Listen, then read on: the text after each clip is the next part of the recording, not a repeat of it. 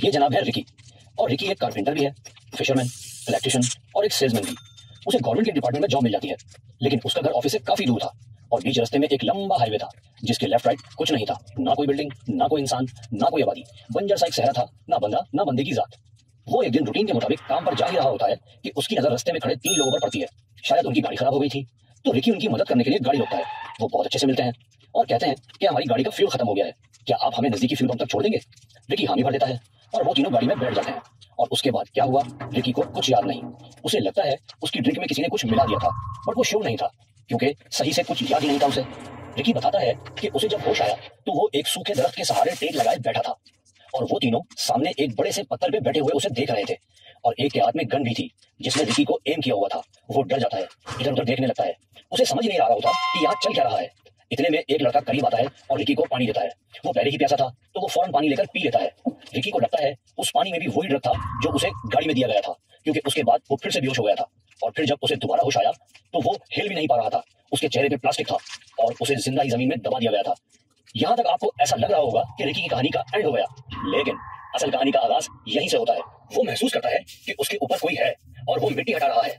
वहां एक कुत्ता था जो अपने खाने की तलाश में वहां आया था। उसकी वजह से रिकी जिंदा भी था क्योंकि उसे सांस भी आना शुरू हो गया था।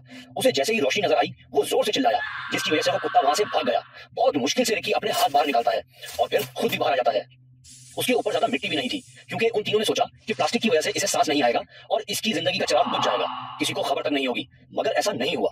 रिकी खड़ा होता है और देखता है वहां दूर दूर तक कोई नहीं है। वो तीनों जा चुके हैं, उसकी गाड़ी भी ले गए, इवन उसके कपड़े और उसके जूते भी ले गए हैं। वो वहां अकेला था, ना उसके पास खाना है ना पानी। वो सहरा के बीच में खड़ा है और सोच में पड़ जाता है कि ये मेरे साथ हुआ क्या है, वो तीनों कौन थे। वो यहाँ वहां देखता है, उसे एक शेड नजर आता है। वो उसके नीचे जाके बैठ जाता है और कुछ घंटे वहीं बैठा रहता है। फिर उसके समझ आता है कि मुझे यहाँ रुकना नहीं चाहिए, तो वो चलना शुरू कर देता है।